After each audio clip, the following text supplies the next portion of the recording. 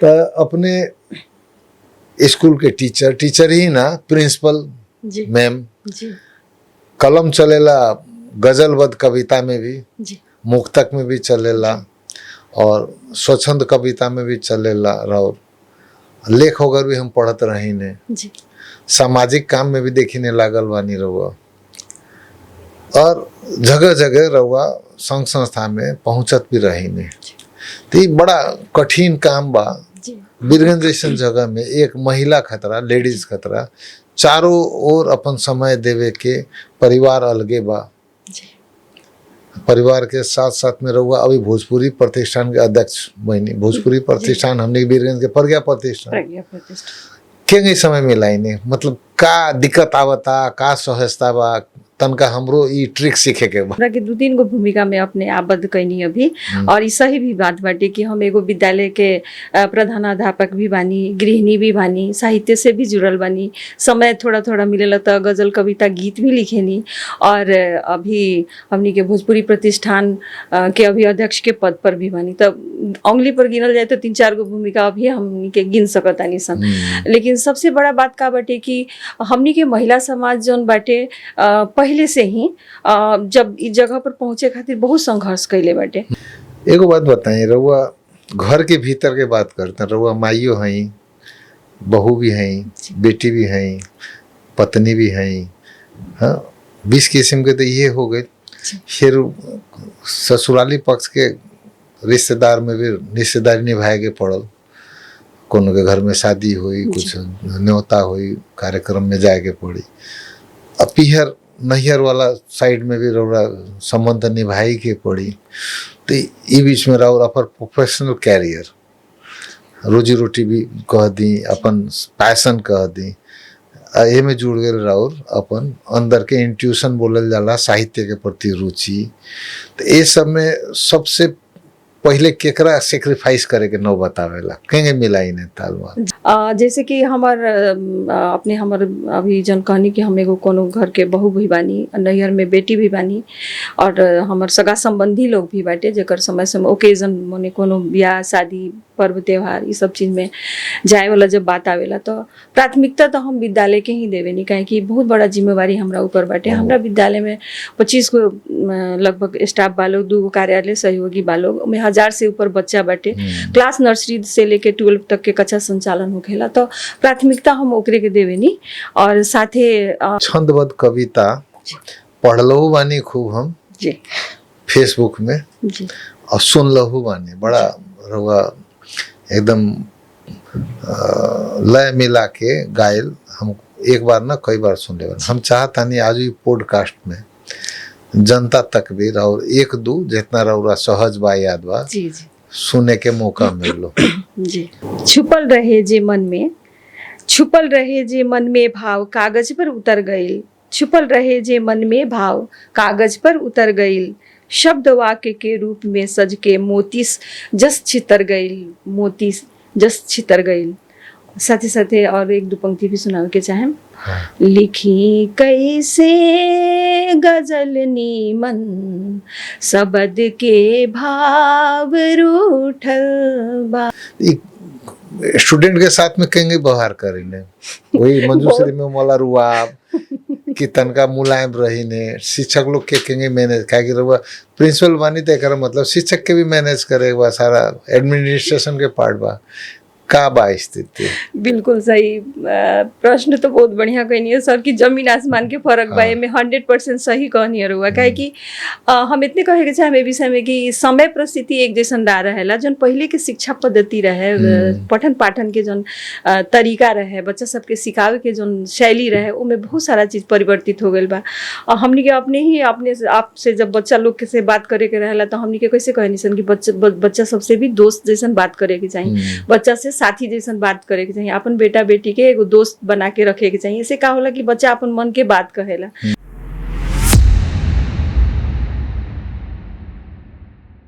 नमस्कार, आज हाम्रो माझमा एक यस्ता व्यक्तित्व जसका बहुमुखी प्रतिभा र चर्चाका पात्र, गृहिणी पनि, शिक्षिका पनि, साहित्यकार पनि समाजसेवी पनि र नारी समाजको लागि प्रेरणाका पात्र उहाँ हुनुहुन्छ श्रीमती अनिता शाह। उनलाई कन्भर्सेसन विथ गणेशको यो स्टुडियोमा हामी स्वागत गरौँ है। स्वागत है अनिता मैम। नमस्कार। आज हमनी के भोजपुरी में बतियावल जाए। बिल्कुल बिल्कुल। काहे रउआ भोजपुरी प्रतिष्ठान के अध्यक्ष हैं र भोजपुरी में और कलम भी खूब चलेला। जी। ठीक रही भोजपुरी। बिल्कुल बिल्कुल। तो शुरुआत मन के बात कह देनी। हजुर। शुरुआत बम से करता नहीं, बम फोड़ता नहीं। जी जी। तो अपने स्कूल के टीचर ही ना, प्रिंसिपल जी मैम, जी कलम चलेला गजलबद्ध कविता में भी, जी मुक्तक में भी चलेला और स्वच्छंद कविता में भी चलेला और लेख वगैरह भी हम पढ़त रही ने। जी। सामाजिक काम में भी देखने लागल बानी रहुआ और जगह जगह रहुआ संघ संस्था में पहुंचत भी रही ने। तो ये बड़ा कठिन काम बा। जी। बीरगंज जैसन जगह में एक महिला खतरा, लेडीज खतरा, चारों ओर अपन समय देवे के, परिवार अलगे बा। जी। परिवार के साथ साथ में रहुआ अभी भोजपुरी प्रतिष्ठान के अध्यक्ष बनी। भोजपुरी प्रतिष्ठान हमने बीरगंज के प्रज्ञा प्रतिष्ठान के गई समय मिलाई ने, मतलब का दिक्कत आवता, का सहजता बा, तनका हमरो ई ट्रिक सीखे के बा। जी। प्रश्न अब बड़ा ही जटिल कैले बानी अपने। हमरा के 2-3 गो भूमिका में अपने आबद्ध कैनी अभी। और ई सही भी बात बाटे कि हम एगो विद्यालय के प्रधानाध्यापक भी बानी, गृहिणी भी बानी, साहित्य से भी जुड़ल बानी। समय थोड़ा थोड़ा मिलेला तो गजल कविता गीत भी लिखेनी। और अभी हमनी के भोजपुरी प्रतिष्ठान के अभी अध्यक्ष के पद पर भी बानी। तब उंगली पर गिनल जाए तो 3-4 गो भूमिका अभी हमनी के गिन सकतानी सन। लेकिन सबसे बड़ा बात का बाटे कि हमनी के महिला समाज जौन बाटे पहले से ही जब इस जगह पर पहुंचे खातिर बहुत संघर्ष कैले बाटे। और हम महसूस करेनी कि हम बहुत सारा चुनौती आ संघर्ष पार करके यहाँ आयल बानी। तो हमरा ई बात के खुशी लागेला कि हम सब सौभाग्यशाली बानी कि हमरा ई सब काम करे के अवसर मिलल बाटे। उससे हम काम के इंटरेस्टिंग बना के, दिलचस्पी लेके उ काम के हम सहजता के साथ करे के प्रयास करेनी। आ रोज एगो समय का कहीं प्रबंधन कहीं कि हम एगो रूटीन बना के भी रखेनी। जैसे सुबह से एगो नोटबुक तैयार करके रखेनी जिसमें हमरा सुबह से कौन सी दिन भर में करे के बा और उ काम के जो ज़्यादा प्राथमिक रूप से बा ओकरा के पहले करेनी और ज़्यादा उसे जो कम प्राथमिकता देवे वाला चीज़ बा ओकरा के लास्ट में करेनी। तो अभी जो हम कहनी कि हम एगो रूटीन तैयार कर लेवेनी, समय के प्रबंधन कर लेवेनी, तो ई कहल इतना आसान नहीं खे। काहे कि 24 घंटा में हमनी के बहुत सारा भूमिका के निर्वाह करे के पड़ेला। सुबह उठते ही घर के घराइसी काम करके और बीच में बहुत सारा फोन भी आवत रहेला विभिन्न किस्म के विद्यालय से। अभी हाल में हमनी के हैजा प्रकोप के वजह से विद्यालय बंद रहलक ह। सारा कब स्कूल खुली ना खुली अन्योल में रहलक ह। तो सुबह से लेके शाम तक बच्चा लोग के कॉल आई, विभिन्न शिक्षक लोग के कॉल आई। अब हमनी के परीक्षा होखे वाला बाटे ग्रेड वृद्धि के, तो उससे संबंधित एडमिट कार्ड आएको छ कि छैन, फार्म भरने, कहिले भरने, तो विभिन्न किस्म के प्रश्न करके हमनी के हमरा लगे कॉल आवत रहेला। तो सुबह से हम खाना बनावे के क्रम में भी बहुत सारा कॉल रिसीव करत रहे। बाप रे। हाँ जी।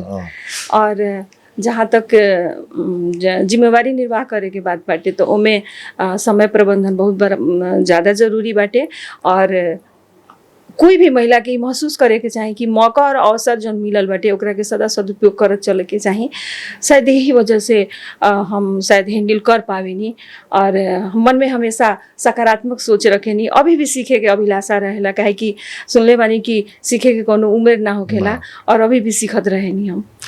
एगो बात बताइए, रउआ घर के भीतर के बात करते हैं, रउआ माइयो हैं, बहू भी हैं, बेटी भी हैं, पत्नी भी हैं, हाँ 20 किस्म के तो ये हो गए।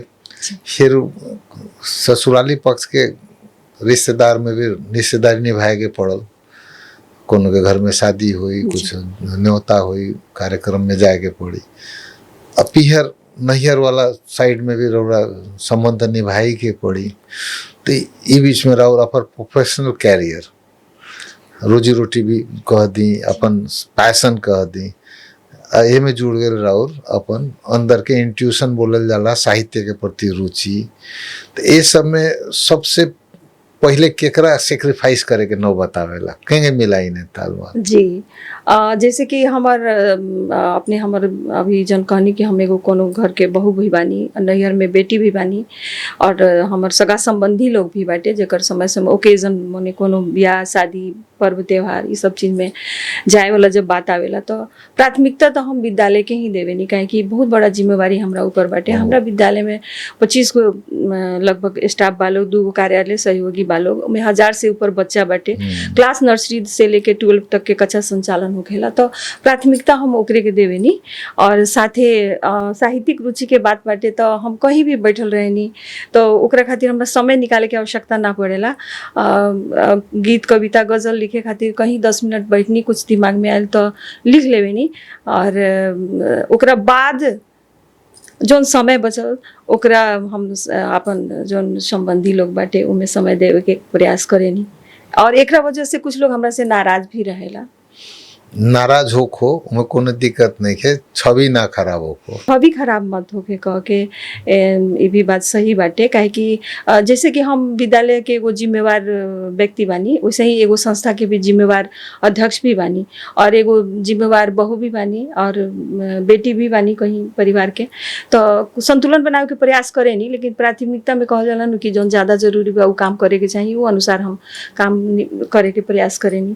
ए बीच में एगो बात जोड़े के चाहें। शुरू आज से 4 साल पहले जब हमनी के विद्यालय कन्या में भइल, पहले वहाँ पुरुष शिक्षक लोग भी पढ़ावत रहे, लेकिन हमनी के पहले के मेयर जन रहनी आदरणीय विजय सरावगी सर, वहाँ के एगो कॉन्सेप्ट रहे, एगो उद्देश्य रहे कि कन्या विद्यालय के कन्या में बनावल जल, जेमें कन्या मतलब महिला शिक्षिका ही रहो लोग, महिला ही रहो लोग, ओकर कर्मचारी भी महिला ही रहो लोग कह के वहाँ के सारा पुरुष लोग के वहाँ से सरुआ करके ओकरा के कन्यामय वातावरण में वहाँ के ढाले के प्रयास कैनी। और संजोग से वो समय प्र बने के क्रम में हम ही रहनी, और वो क्रम में हमरा याद आवेला बड़ा भावुक क्षण रहे जब हमारे पापा के डेथ भइल। हमरा याद आवेला कि हम वहाँ के अंत्येष्टि के दिन उनका अंतिम संस्कार करके ही वापस आ गई। तो हमरा पहला बार अनुभव भइल कि जिम्मेवारी जब सिर पे पड़ेला तो बहुत सारा चीज के तरफ से अपन संवेग के भी रोके के पड़ेला, और अपन मनोस्थिति के बहुत मजबूत बना के वो जिम्मेवारी के पूरा करे के पड़ेला। छंदबद्ध कविता पढ़लहु बानी खूब हम जी फेसबुक में जी, और सुनलहु बानी, बड़ा रउआ एकदम लय मिला के गायल। हम एक बार ना कई बार सुन ले। हम चाहतानी आज भी पॉडकास्ट में जनता तक भी और 1-2 जितना रउरा सहज बा याद बा जी जी सुने के मौका मिलो। जी बात बाटे हम गज़ल कविता गीत लिखे नहीं, और सबसे इंटरेस्टिंग बात का बाटे कि हम डायरी में या फिर पन्ना में कबो ना लिखे नहीं, हम फेसबुक में ही लिखे नहीं। और आजकल फेसबुक भी बंद हो गए बा, एकर हमरा बहुत दुख बाटे, काहे कि फेसबुक के माध्यम से ही हम लिखी। जैसे कि अपने भी हमरा के पढ़नी, बहुत लोग हमरा के फेसबुक के माध्यम से ही चिन्हलक, और एकरा बारे में भी बहुत सारा बात बाटे जौन कबो कइल जाई। अगर इजाजत होके तो कहे चाहे हाँ गीत कविता गजल लिखे वाला जन बात बा हम गुनगुना के अभी सुनाएम। लेकिन हमरा याद बा कि शादी के पहले जब हम गीत कविता सब लिखी, ओकरा बाद जब हमार शादी नेपाल में भइल तो लगभग 20 साल हम लिखनी नहीं उठैले, 20 साल तक कुछ भी नहीं लिखले नहीं लिखले।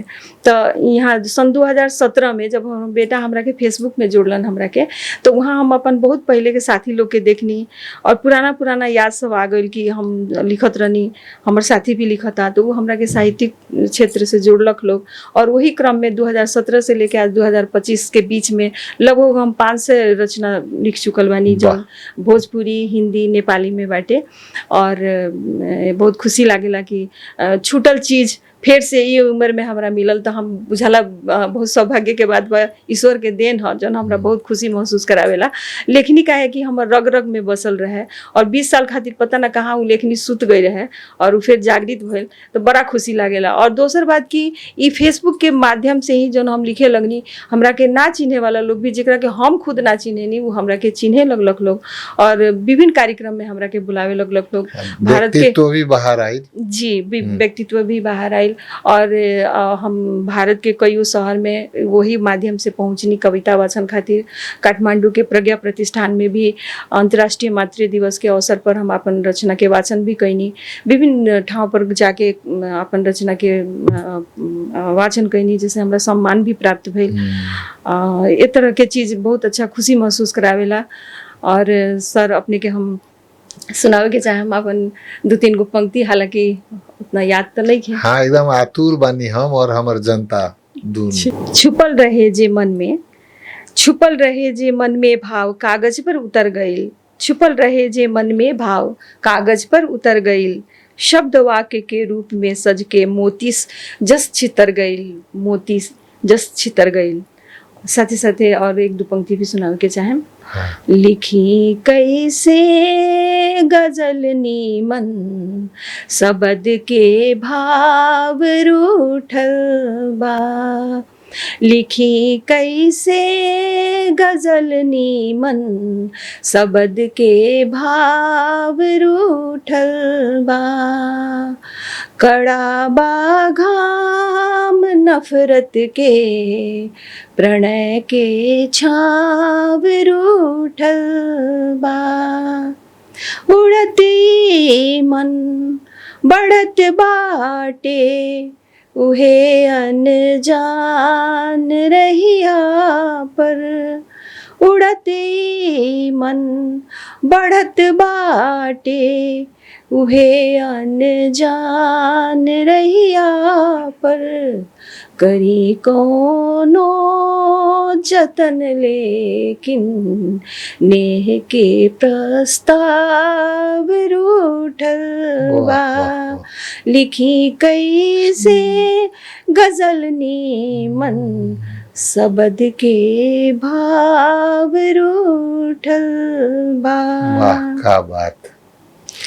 हम ई किताब के चर्चा करें, हम दर्शक लोग के दिखाए के चाहतानी। इनकर किताब अभी छप के आयल बा, विधिवत रूप में विमोचन होके के बाकी बा। किताब के शीर्षक बा गुजर रहल बा जिंदगी, नीचे लिखल बा अनीता शाह। प्रकाशक हवन ओरिएंटल पब्लिकेशन। एमे कविता भी बा, गजल भी बा, मुक्तक बा। ए विषय में अब अनीता मैम से बात करे के चाहे। ई का हा किताब, रुआ अपना मुंह से बताई। जी बिल्कुल बिल्कुल। किताब अपने के किताब के संदर्भ में कहे से पहले हम कहे के चाहें कि हमार रचना थोड़ा अलग मिजाज के होखेला, जिसमें प्रेम के भाव, विरह के भाव, सांसारिक सुख दुख के बाद कुछ धर्म से जुड़ल कोई प्रसंग अपने में हमार कर्ण के संवाद भी एमे भोजपुरी में बाटे, जो छंद में बाटे। कहीं के एकलव्य के भी चर्चा कइल गइल बाटे। एकलव्य के कैसे द्रोणाचार्य अनदेखा कइलन वहाँ अपन प्रिय शिष्य के अगाडि बढ़ावे खातिर। तो ए तरह से प्रेम के भावना भी भाव सब भी बाटे रचना में। एगो प्रेमी अथवा प्रेमिका जब बिछड़ जाला ओकरा प्रति कैसन भाव आवेला, उ सब चीज़ भी हमें देखे के मिली। सांसारिक बात सब भी बाड़ा सन, सुख दुख बाटे। कोई कोई के छल कपट में अपन हित परित जब कोई के छल कपट में डाल देवेला, तो वो सब के भी चर्चा परिचर्चा में बाटे। लगाई थी ये सब चीज बाटे सर। तो बहुत बहुत बधाई बा, शुभकामना बा। जल्दी एकर विमोचन होको और ई किताब बाजार में पहुंचो और ई किताब भी अपन एगो ऊंचाई लियो। हम याद करता नहीं, हम भी सुंदरमल राम कुमार कन्या पाठशाला के विद्यार्थी रहनी 2 वर्ष, कक्षा 3 और 4 जहाँ तक हमरा याद आवे पढ़े। उस समय मंजूश्री मैम हमनी के हेड टीचर, उनका देखे में हमरा आँख के आगे पढ़े में हमनी के हालत खराब हो जाए। वो छवि उनकर आज भी याद आवेला। स्कूल में कंपाउंड में घुसी तो दायां बायां पहले देख ली, मंजूश्री मैम अपन रूम में बानी, ऑफिस में बानी। वो ऑफिस आज भी रहो, उहे ऑफिस बा, पहले उहे रहे। और दौड़ के जाई सन, सीढ़ी पे चढ़ जाई फटाफट, कोनो के नजर में ना पड़ी। उमा मैम हमरा याद, बीपी सर हमरा याद, उ सब के समय के सर। हाँ, एक किरानी सर नामे उनकर किरानी सर रख दिले रहने सन। तो उस समय के स्कूल और आज के स्कूल में फर्क भी देखा था। इंफ्रास्ट्रक्चर में कुछ चेंज बा, विद्यार्थी के संख्या में चेंज बा, पूर्ण रूप से जेंगे लोगों बताए शिक्षिका और छात्र नहीं।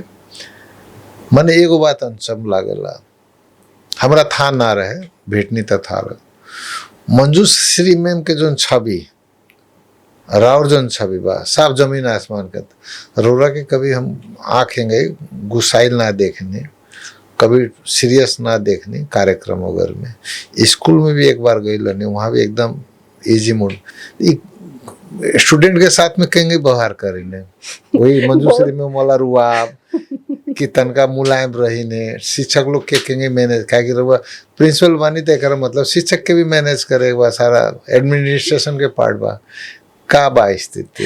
बिल्कुल सही प्रश्न तो बहुत बढ़िया कहनी है सर कि जमीन आसमान के फर्क बा में 100% सही कहनी है रुआ काहे कि हम इतने कहे के चाहे हमें विषय में कि समय परिस्थिति एक जैसन ना रहेला। जन पहले के शिक्षा पद्धति रहे, पठन पाठन के जन तरीका रहे, बच्चा सबके सिखावे के जन शैली रहे, उनमें बहुत सारा चीज परिवर्तित हो गई बा। हमनी के अपने आपसे जब बच्चा लोग के से बात करे के रहेला तो हमनी के कैसे कहनी सन कि बच्चा सबसे भी दोस्त जैसन बात करे के चाहिए, बच्चा से साथी जैसन बात करे के चाहिए, अपन बेटा बेटी के एगो दोस्त बना के रखे के चाहिए। इससे का होला कि बच्चा अपन मन के बात कहेला, कोनो चीज छुपावेला ना। तो इस शिक्षा विधेयक में भी बाल मैत्री के कॉन्सेप्ट आ गई बाटे। ये अवधारणा के साथ कक्षा कोठा में एगो शिक्षक के पहुंचे के बाटे, वहां पहुंचला के बाद ओकरा आंख नहीं तरेड़े के ना, छड़ी के प्रयोग करे के बाद, वहां पहुंचला के बाद एकदम बच्चा सबके नमस्कार करे के बाद, बच्चा सब नमस्कार ना करी, ओकरा पहले शिक्षक के नमस्कार करे का, नमस्कार, गुड मॉर्निंग अथवा जो भी अभिवादन के बातें बाटे वो सब करे के बाटे। तो ऐसे का होई कि बच्चा यदि शिक्षक नमस्कार करता तो बच्चा भी के मन में आई कि हमनी के नमस्कार करे के चाहिए। दोसर बात रह गल शिक्षक सिकाई के क्रम में, पठन पाठन कराव के क्रम में बच्चा सबके इच्छा, चाहना, मनोविज्ञान वो सब चीज के बूझ के ओकरा के हंसा के, खेला के पढ़ाव के कॉन्सेप्ट आइल बा और हमनी के भी वो ट्रेनिंग देवल गइल बाटे। तो ठीक प्र के भी वैसे ही हमनी के जितना भी स्टाफ बानी सन ओकरा सामने हमरा केगो प्रस्तुत होके बोले दोस्त के जैसन प्रस्तुत होके के बाटे, वो कड़ा होके नहीं के प्रस्तुत होके के। तो स्वाभाविक बाटे कि पहले के मंजू मैम में और अनीता शाह मैम में फर्क दिखाई दी और ये कारण बाटे। अरे हमरा तो याद बा हम मुर्गा भी बनल बानी, बेंच पे भी खड़ा भइल बानी, कनैठी तो बहुत बार लागल बा और कक्षा कोठा के बाहर एक पाँव पे भी खड़ा भी भइल बानी। ओमे से कुछ फार्मूला भी चलता कि सारा बंद हो गए, उ सब बंद बाटे काहे कि छड़ी लेके जाही के नहीं के कक्षा कोठा में और आंख तड़ेरे के तो दूर के बात हो गई, हाथ भी नहीं के उठावे के। और हमरा अभी अपने कहनी तो हमरा याद आवता कि ओमे के पुराना स्टाफ बनी हमनी के अन्नपूर्णा मानंदर मैम बनी, तो वहाँ के भी कहनी कि पहिला मंजू मैमलाई हेरेर हामी एकदम कुर्सी में बस्न बेलामा पनि उठेर उही हाल्थ्यौँ भनेर उनकर कहा नाम बाटे। लेकिन अभी वैसन अवस्था नहीं है, बेंच पे भी बच्चा के ना खड़ा करे, एकदम कुछ ना डिसिप्लिन यदि कोनो बच्चा मेंटेन ना करे तो का करे ने। हाँ, ओकरा खातिर ओकरा के हमनी के बोला के समझावे नहीं सन।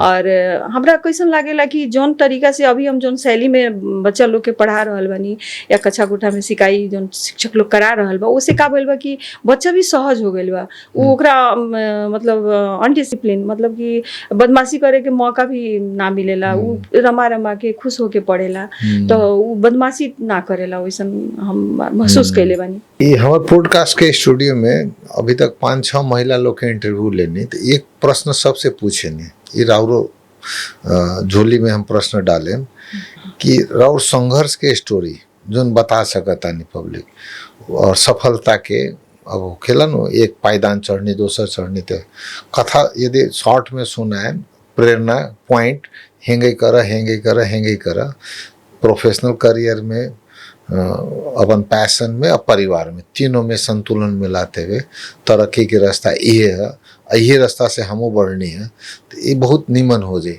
आजकल के छात्रा के यंगस्टर्स खास करके महिला लोग में। कुछ ए विषय में जाओ जी कि हमार नैयर भारत में इंडिया में बाटे मोतिहारी शहर में। हमारे पापा इंजीनियर रही।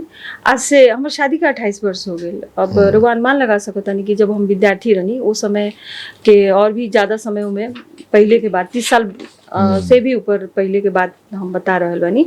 उस समय जब हमारे पापा इंजीनियर रही हमने के क्वार्टर में रही सन, विभिन्न ठाव से लोग वहाँ के जॉब मतलब करे और वो अपन लड़की लोग के ना पढ़ावे, लोग कहे कि एससी वहाँ मैट्रिक के परीक्षा हो गेला, मैट्रिक तक पढ़ाए लोग अथवा 8 क्लास तक पढ़ाए लोग, कहलो कि पढ़ा लिखा के ज़्यादा कोनो मतलब नहीं के, लोग के घरैसी काम ही करे के बा और ज़्यादा पढ़ा लिखा देला से तो वैसन लड़का भी खोजे के पड़ी। लेकिन वो परिवेश में हमर पापा, हम बैचलर करत रहनी वो समय हमर शादी भइल, तो ई सब चीज़ हमरा ला बहुत ही खुशी महसूस होला कि वो परिवेश में भी वैसन समाज में भी हमर पापा हमरा के मतलब सपोर्ट कैनी, पढ़ैनी। और जौन अभी हमार जौन रुचि बा लेखनी में, साहित्य में जौन हमार इंटरेस्ट बाटे, वो बचपन से ही हमनी के घर में हॉकर किताब लेके आवे, हिंदुस्तान, नवभारत टाइम्स, आज पत्रिका, दैनिक पत्रिका आवे, कादम्बिनी हिंदी विशिष्ट पत्रिका भी आवे, उमें बहुत सारा पत्र पत्रिका, उपन्यास, साहित्य ये सब आवे, जौन के वजह से हम पापा भी पढ़ी और हमनियों के बचपन से पढ़े के आदत लागल। दोसर वहाँ गज़ल बहुत सुनी, मेहदी हसन, चित्रा सिंह, जगजीत सिंह लगायत उन्हें करी के जितना भी गजल कार लोग बाटे, गुलाम अली, सब के गजल सुनी। कैसेट भी बहुत सारा रख लेना, पहले टेप रिकॉर्डर है कैसेट, जी।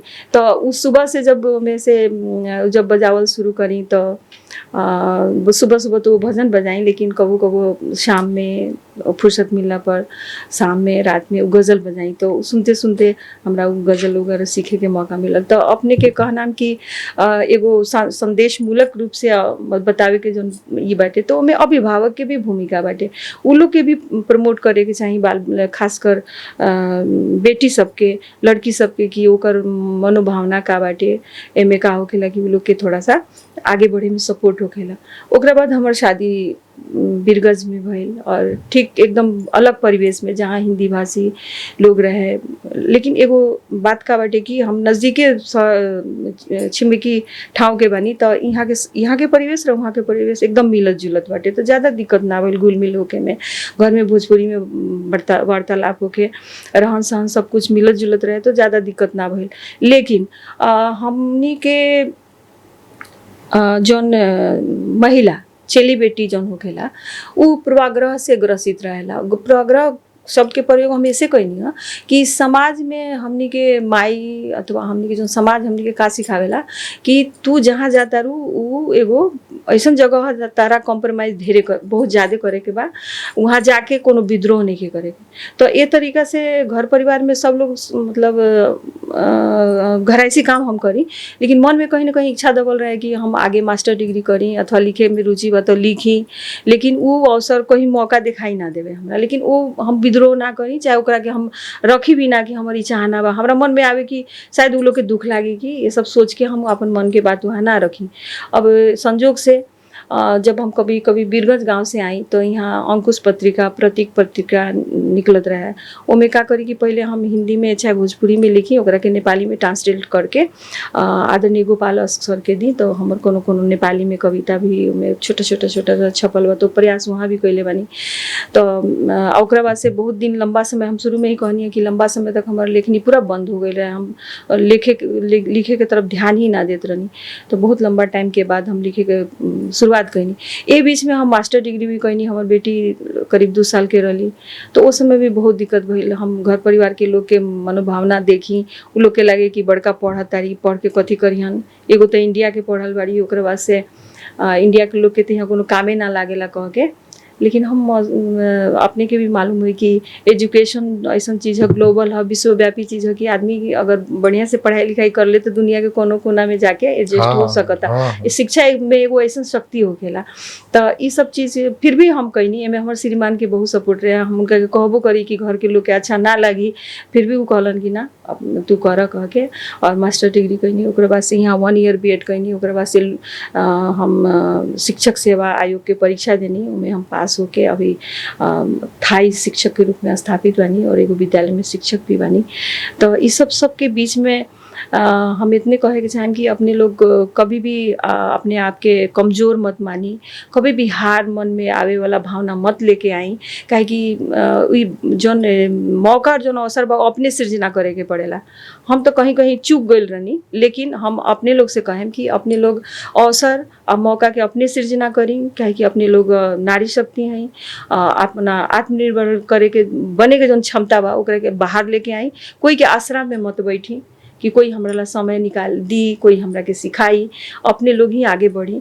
हालांकि हम अपने से प्रयास ना करें, लेकिन अपन श्रीमान के घर परिवार के सहयोग से अभी तक यहाँ पहुँचल बानी। तो और एमे एक और बात कहें कि हमनी के कहे निसन कि बेटी पढ़ाओ बेटी बचाओ, तो अभी बेटी लोग बहुत पढ़े लिखे लागल बाटे। हमरे एगो बेटी बाड़ी तो घरायसी काम में उतना इंटरेस्ट ना रहेला, और उ कहेली कि घर के काम अकेले काहे लड़की करी, भाई बाटे तो वो करी, अथवा हम कहनी तू शादी होके जइबू तो वहाँ तो तला सब अकेले करे के पड़ी, तो काहे घर में हम अकेले रहेम कि हम अकेले काम करेम, जे सदस्य लोग बा ओकरो सहयोग करे के पड़ी, हम अकेले काम ना करेम। तो ई विद्रोही भावना बच्चा लोग में आ चुकल बाटे, ई नया पीढ़ी में आ चुकल बा। और उच्च शिक्षा भी वहाँ जाके दिल्ली में ले बारी, मास्टर डिग्री कर चुकल बारी, अभी बैंक के प्रिपरेशन जॉब खातिर कर रहा बारी। तो अभी बहुत कुछ बदल गई बा।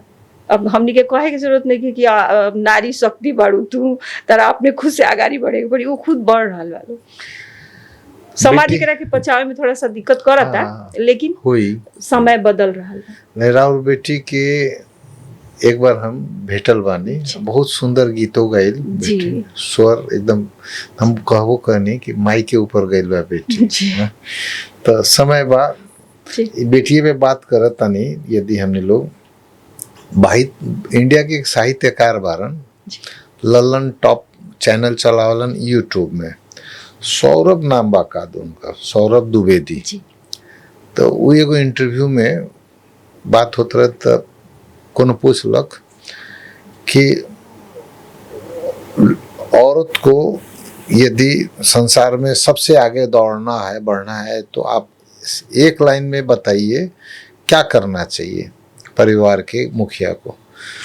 तो जवाब में बोलक, सबसे पहले स्पोर्ट्स शू किन के दीजिए अच्छे क्वालिटी का, माँ को भी दीजिए स्पोर्ट्स शू, दादी को भी दीजिए स्पोर्ट्स शू, बेटी पोती को भी दीजिए, बेटी को भी दीजिए, सारे लोग को स्पोर्ट्स शू दीजिए। हील का सैंडल हटा दीजिए, चप्पल हटा दीजिए, वो दौड़ेगी भी, प्रतिस्पर्धा भी करेगी और आपसे आगे जाएगी।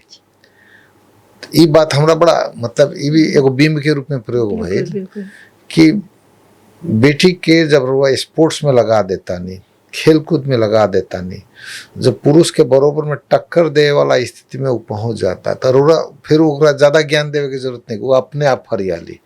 लेकिन मौका तो एक सेट जोड़ी जो स्पोर्ट्स के बा, पहला तो घर के गार्जियन के लागे किन के देवे के पड़ी। फिर समस्या का बा, बेटी के हम बढ़ाए के चाहे, अपन जनाना के ना बढ़ाए के चाहे, तो ऊ ना होई। चाहे हमार माई पुरान जमाना में अटकल रही, हम हमार वाइफ के बढ़ाए, हमार बेटी के और आगे बढ़ाए, वो संतुलन नहीं के बता, वो सबके स्पोर्ट्स से किन के दी। हमार माई घंटा के 4 किलोमीटर चली, तो हमार जनाना 6 किलोमीटर, तो हमार बच्चा जाई 10 किलोमीटर के स्पीड में, स्पीड कम बेस हो, लेकिन आगे बढ़े के रास्ता सब कड़ा खुला छोड़े के पड़ी। ये बात हम देख रहे बानी। बाई द वे चर्चा के विषय में आ गए राउर का एमएस कितना रुआ कन्विंस बने ये बात। बहुत बढ़िया सवाल बाटे।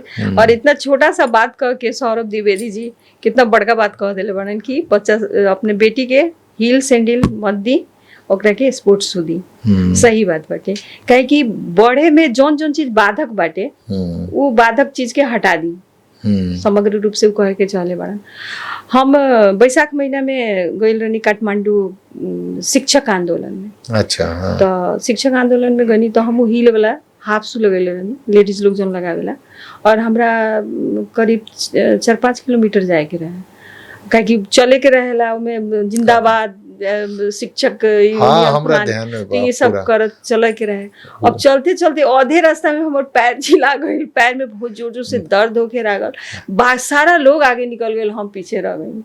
तो उस समय हम तुरंत एक दुकान देखनी और तुरंत स्पोर्ट्स शू खरीदनी। दूर लोग जन बहुत आगे चल गए रहे, ओकरा के हम दौड़ के जाके पकड़ लेनी।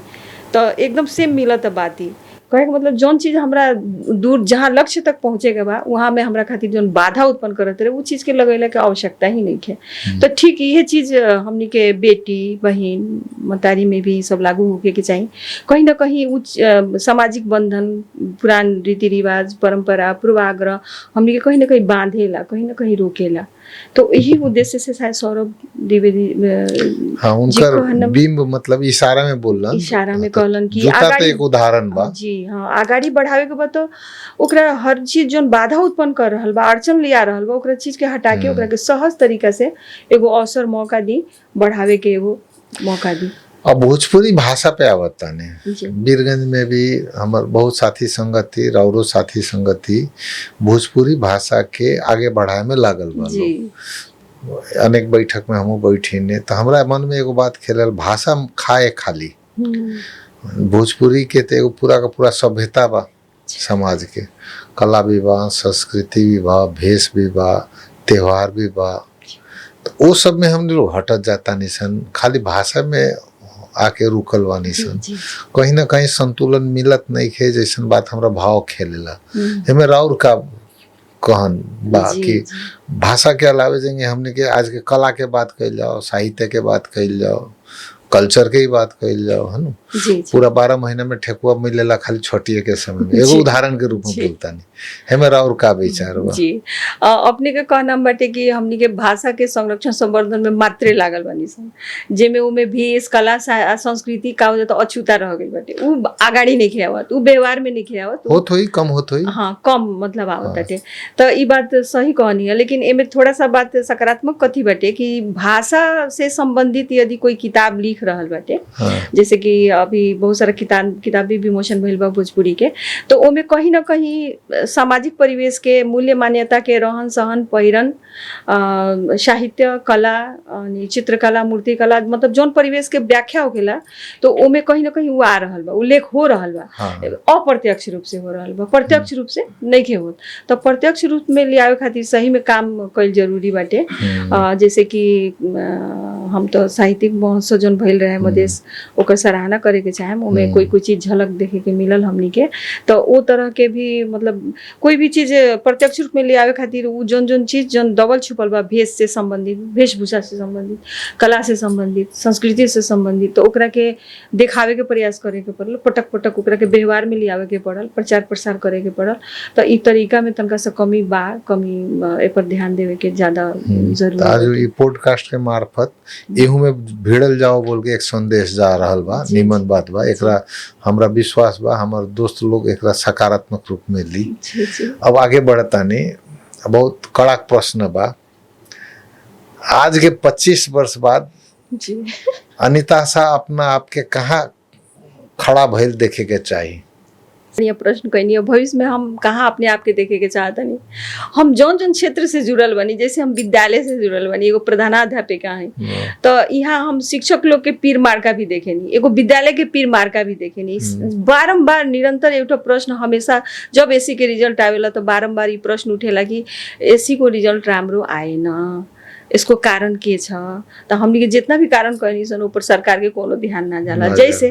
जैसे कि एगो तो शिक्षक लोग के जोन पद बाटे ओकरा के हे पाई के दृष्टिकोण से देखेला लोग। ये नेपाल में निजामती कर्मचारी के विभिन्न किस्म के सुविधा बाटे, बढ़ुआ के क्रम में उ लोग 5-5 साल पर बढ़ुआ होला। हमनी के रिटायर भी हो गईला पर के बावजूद भी बहुत सारा टीचर लोग के बढ़ुआ ना होखेला, उ प्रावधान में नहीं खे, ओकरा के एगो हेला के दृष्टि से देखल जाला।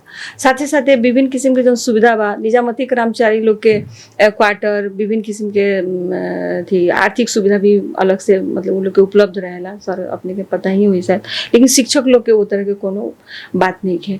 और बारम्बार जब शिक्षक लोग आंदोलन कर रहल बाटे अपन मांग खातिर, ऊपर भी सरकार के कोनो ध्यान नहीं है। तो आवे वाला दिन में हम इतने चाहें कि कोनो भी विद्यालय के गुणस्तर सुधार करे खातिर वहाँ शिक्षक विद्यार्थी के संख्या के आधार पर शिक्षक के उपलब्धता होगे के पड़ल, दरबंदी होगे के पड़ल, विषयगत शिक्षक होगे के पड़ल। और एक मन में बड़ा बात के आशा सपना रहेला कि जे बोर्डिंग के बच्चा सब जाला सन बोर्डिंग स्कूल में सज धज के टाई बेल्ट थर्मस लटका के, वही तरह सरकारी स्कूल के बच्चा भी अपना घर से निकल के सरकारी स्कूल सामुदायिक विद्यालय में पढ़े आवसन। तो उ देखे खातिर हमार आँख बहुत तरसेला। और ओकरा खातिर तो ओकर घर के अवस्था ठीक होके पड़ल। तो नेपाल सरकार के ओकर घर के अवस्था, ओकर आर्थिक अवस्था किंग और ठीक होको ऊपर भी ओकरा ध्यान देवे के पड़ल। तो ये सब चीज 2-3 गो चीज हमरा महसूस होखेला कि शायद उ देखे के मिल जाओ रिटायर होके के पहले। तो और का इच्छा बा बाई देवे ई सब करे खातिर राजनीति में घुसे के पड़ी? हम मंत्री बने के पड़ी। एक हम ही मंत्री बनेम तो ई काम करेम कह के नहीं खे। हमरा जौन जौन लोग इससे संबंधित लोग जौन प्रतिनिधि लोग वहाँ बैठल बाटे वो लोग भी कर सकता कि ई सब काम के। तीन गो अब व्यक्तिगत प्रश्न बा रौरा। कभी आदमी के स्वभाव हो, कभी भयंकर दुख उठ जाला त जी। का करीने, स्वाभाविक। गुस्सा आवेला त का करीने, एकदम मन खुश रहेला त का करीने। एगो तो मन दुखी भइल तब वो गजल लिखीने एकदम मन खुशी भी भइल त लिखेनी, लेकिन गुस्सा आवेला तो एकदम शांत होके बैठल रहेनी। कोनो पे नहीं निकलत होई, अपन पति पे, बच्चा पे। हाँ, बच्चा और पति पे निकलेला, लेकिन विद्यालय में अगर गुस्सा आवेला तो अपने आप के कंट्रोल करेनी, ओकरा बस से सोचे नहीं कि कौन वजह से गुस्सा आइल है और ओकरा ऊपर थोड़ा सा अनुसंधान भी करेनी और प्राय हम शांत रहेनी सर। सिस्टम पे गुस्सा आएला त का करीने। हाँ, सिस्टम पे गुस्सा आई तो कुछ लिख देवल जाला फेसबुक पर, बस हो गई, ओकरा के चेंज ना करे सके कह के दुख भी लागेला। पुनर्जन्म में कितना विश्वास करेने। पुनर्जन्म में विश्वास कैला के तो विश्वास करेनी, ऐसे करेनी कि लागेला कि हमरा हमनी के जीवन में जौन सुख दुख बाटे शायद पूर्व जन्म के कर्म, लेकिन एकरा के बहुत लोग ना मानेला, लेकिन हम अपना व्यक्तिगत रूप से मानेनी। तो माने तो अगला जन्म में का बने के चाहे। हम महिला ही बने के चाहे। का महिला ही बने के चाहे, एगो नारी ही बने के चाहे, साहित्यकार ही बने के चाहे। साहित्यकार जी, माने ई लाइन छोड़ेम ना अभी अधूरापन बाटे, कुछ ऐसा महसूस हो ना। जिंदगी में बहुत लोग संपर्क में आए, महिला पुरुष, और बात से हमरा अंदाज लागे के दौरान में बहुत ऐसा आदमी आइल हुई जेकरा रुआ आदर्श पात्र के रूप में मानता नहीं। ठीक बा जी। माता पिता के अलावे ए माता पिता के अलावा हाँ त ओकर विषय में हम लोग मुँह से कुछ सुने के चाहता नहीं। केकरा जिनका नाम याद आते सिर सरदा से निहुर जाला, अंदर से एक भाव प्रकट होखेला और जिंदगी में कहीं ना कहीं उनकर कोनो न कोनो रूप में आशीर्वाद प्राप्त भइल के आगे बढ़े में। केकर नाम लेवे के चाहे। हमर एगो हमर बड़ भैया बारन जो अभी कोल्हापुर में कार्यरत बारन और वहाँ सरकारी जॉब में बारन, तो वो हमरा से उम्र में 4-5 वर्ष बड़ा बारन, लेकिन उनके के आदर्श माने नहीं। काहे कि हमर अभी तक के जौन जीवन क्रम चलल और घराइसी जौन शादी ब्याह के बाद के जौन चीज भी चलल, उनमें का भइल बा कि कहीं कहीं उतार चढ़ाव भी आइल हमारा लाइफ में, थोड़ा दुख के समय भी आइल, समस्या भी आइल, तो उनमें वो हमरा के बहुत प्रोत्साहित कैलन। और हमार एजुकेशन में जैसे कि हम अपन मास्टर डिग्री वहाँ नगर में ही रह के कहीं, तो उस समय में भी वो बहुत सहयोग कैलन। तो ये तरीका से जीवन में बहुत सारा चीज हम उनका सहयोग से कैले बानी, तो उनका प्रति मन में एकदम आदर भाव श्रद्धा हमेशा बनल रहेला। और कोनो नाम छूटल बा त आज मौका बा बोल दी। और मैं श्रीमान के भी नाम जोड़े के चाहे और अपन ससुर के भी नाम जोड़े के चाहे। श्रीमान तो डर के मारे सहयोग करे। एमे थोड़ा सा हम ससुर के भी कहें, हालांकि हाँ बिल्कुल। हाँ, एमे कहे के चाहे कि वो कम्युनिस्ट नेता हैं और उनका विचारधारा बिल्कुल जो सामाजिक बहुत सारा रीति रिवाज, रूढ़िवादिता, अंधविश्वास, ये सबसे अलग उनकर बाटे। जब वो हमरा के देखे गए रहनी तो उस समय में उनका एजुकेशन, घर परिवार, और अपने के भी बता दी कि हमारे कलर की वजह से मतलब बहुत सारा बात आवत रहे, लेकिन वो पर कोनो एथी ध्यान ना देनी। वो कहनी कि घर परिवार, पढ़ल लिखल लड़की बात, तो कह के तरह से शादी ब्याह के बात आगे बढ़ल और दहेज भी ना लेनी, मतलब कि बहुत बड़ा बात। हाँ, तो ये सब चीज वो समय में 2054 साल में हमारे शादी भइल बा, तो ये सब चीज उनकर सोच थोड़ा सा अलग बाटे और अभी भी बा। और हमने के एगो मधेसी परिवार के बहू बन के वहाँ जब पहुंचल रहनी तो शुरू में ही वो बोल देनी कि अपन इच्छा के जौन चीज बाटे, अगर बाहर जाए के पड़ल, कुछ करे के पड़ल तो अपने से करी है, कोई के भरोसे रहे के जरूरत नहीं है। उस समय हमारे श्रीमान बाहर जॉब करत रहनी, तो उनकर एगो स्वतंत्र विचारधारा जौन रहे वो चीज भी हमरा के अच्छा तरीका से मोटिवेट कैलक, प्रेरित कैलक। जी, किताब पढ़े के रउरा शौक बा, त हमरो था बा जी। तो आजकल के बच्चा का मतलब युवा लोग के ई किताब पढ़ा, ई जिन पढ़बा तक किताब जिंदगी बदल दी। नाम लेवे के चाहे 2 गो 3 गो 4 गो जौन बा, कौन कौन किताब के नाम ले? मैं प्रेमचंद्र के कथा सब पढ़ले बानी, जिनमें सेवा सदन, गोदान, नमक का दरोगा, नमक के दरोगा तो बहुत छोटा सा बाटे, वो हमने के करिकुलम में ही रहे। तो ये सब बाटे जो प्रेरणादायक बाटे, युवा आज भी युवा लोग खातिर प्रेरणादायक बा कि समाज के परिवर्तित करे खातिर ओमे बहुत सारा चीज युवा लोग के मिली, और अपन कैरेक्टर अपन चरित्र कैसे ठीक रखल जाला ये सब चीजों में युवा लोग के मिली। गोदान कहनी, हम सेवा सदन कहनी, नमक के दरोगा बाटे, एगो पंच परमेश्वर कहानी भी बा छोटा सा याद बा। जी। तो वो सब चीज पढ़े के चाहिए आज के युवा लोग के। बड़ा स्पिरिचुअल टाइप के क्वेश्चन बा, त जेंगे आसान लागे हुए जवाब दे सकता नहीं। रौर नजर में सुख का है, दुख का है, पाप का है, पुण्य का है? जी, जहाँ आदमी के संतोष महसूस हो गए वे सुख है। हाँ, हमार दृष्टिकोण में, हमारा नजरिया का है कि जहाँ संतोष महसूस हो के उहे सुख है। हाँ, कहे कि लोग सोना के सिंहासन पर भी बैठेला तो कबो कबो कहेला कि तो गड़त ताटे, हाँ, अब ठारो महसूस होता। ओकरा बाद से बहुत सारा सुख सुविधा भरल घर में भी आदमी सुखी अनुभव ना करेला, तो संतोष सबसे बड़ा सुख है। आ दुख कथी है कि जब मन में संतोष नहीं के तो ठीक वही चीज के उल्टा हो गया। जी। पाप आ पुण्य के जैसे अपने कहनी, तो पाप हुए है जब दूसरा के हम तकलीफ पहुंचावे, अब पुण्य हुए है जन हमरा वजह से कोई खुश हो जाए और कोई के सहयोग हो जाए। कितना सरल भाषा में समझा देनी, एकरा खातिर कर्म कांड की जरूरत है जी नहीं। बिल्कुल, इतना सिंपल बात आदमी समझ जाए तो जिंदगी सुधर जाओ। अब फिल्म पे आवता नहीं, जी हमरा इहो मालूम है बड़ा फिल्म के शौक बा, जी। त फिल्म तो अब नया पुराना सब किस्म के तरह। कौन फिल्म याद आवेला? हाँ, इतना प्यारा फिल्म रहे, जी कौन फिल्म के नाम जी। ले? फिल्म अभी देखे के समय ना मिलेला, लेकिन पहले हम बहुत फिल्म देखत रहनी। हाँ, ओमे तीसरी कसम हमरा अभी तक बहुत पसंद बा, गाइड पसंद बाटे। गाइड, हाँ, हाँ, गाइड फिल्म देवानंद बाटे। के हाँ, रहे। तीसरी कसम बाटे। तीसरी कसम में राज कपूर के भूमिका बहुत ही अच्छा लागल, एकदम गांव के एगो गंवार के भूमिका में भी वो ऐसन ऐसन बात कहले बड़न में अपन भूमिका में निर्वाह करे में। हालांकि ई कहानी फणीश्वर नाथ रेणु के लिखल है, अच्छा, आंचलिक कथा से जुड़ल बाटे।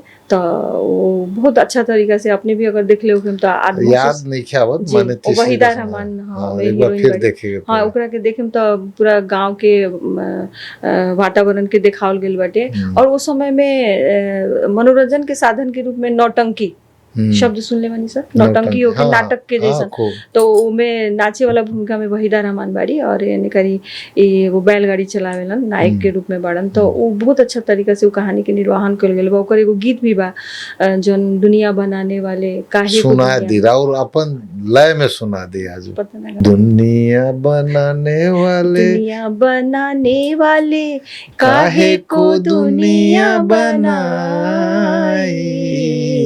काहे को दुनिया बनाई,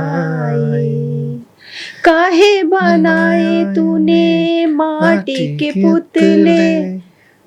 कविता लिखे के जो शौक चढ़ल हुई बचपन में, हम अनुमान करता जी। नहीं। तो अब दिनकर के कविता पढ़ ले ओके, और ही पढ़ कोनो ऐसन कविता याद आवा था बचपन के जरा बड़ा स्वीट लागे, आज भी बहुत प्यारा लागे, याद आवा था? हरिवंश राय बच्चन के एगो हमेशा हौसला बुलंद करे वाला कविता बा, जिसमें बाटे की कोशिश करने वालों की कभी हार नहीं होती। हाँ, और दूसर पंक्ति बाटे शायद याद नहीं किया सर हमरा, लेकिन ई कविता हमरा हमेशा मोटिवेट करेला। हाँ। और एक और बात की जब आदमी के बीतल चीज दुख देवे लागे तो ओकर भी एक ठो कविता बाटे, बीत गई सो बात गई, बीत गई सो बात गई। हाँ, एक ही पंक्ति याद बाटे। तो कबो कबो यूट्यूब पर हम सुने नहीं।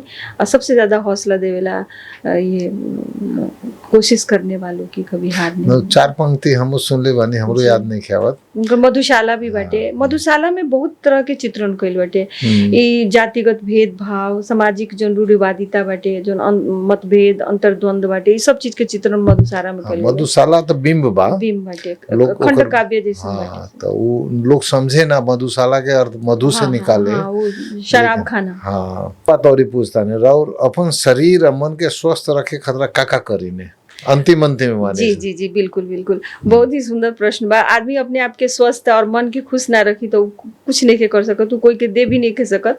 जब हम ही खुश ना रहें, हम ही स्वस्थ ना रहें, तो हम कहीं भी अपन जिम्मेवारी के निर्वाह करे में असमर्थ हो जाए।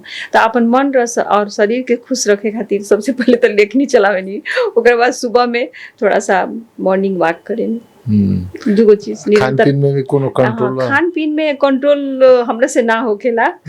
लेकिन अभी उम्र ज्यादा हो गई, थायराइड भी बाटे, तो ओमे डॉक्टर के अनुसार जे जे कहेला लोग माने के प्रयास करेनी, लेकिन कबो कबो ना भी करेनी, उल्लंघन भी कर देवेनी खाए पिए में। अच्छा, तो ऐसन कविता सुनाई जे युवा लोग के संदेश जाओ कोनो सकारात्मक, पढ़ के भी सुना सकता है और किताब से कोनो दिक्कत नहीं है। सबसे पहले तो कहे चाहेम कि हमनी के जो देश के युवा जनशक्ति बा ओकरा सबसे पहले मन में का बनावे के चाहिए कि हमरा अपना देश में ही रह के काम करे के बाटे। शिक्षा दीक्षा, ओकरा बाद से यहाँ अगर व्यापार करे के बा, नौकरी करे के बा, तो अपन देश में ही सहयोग करे के चाहिए, रहे के चाहिए।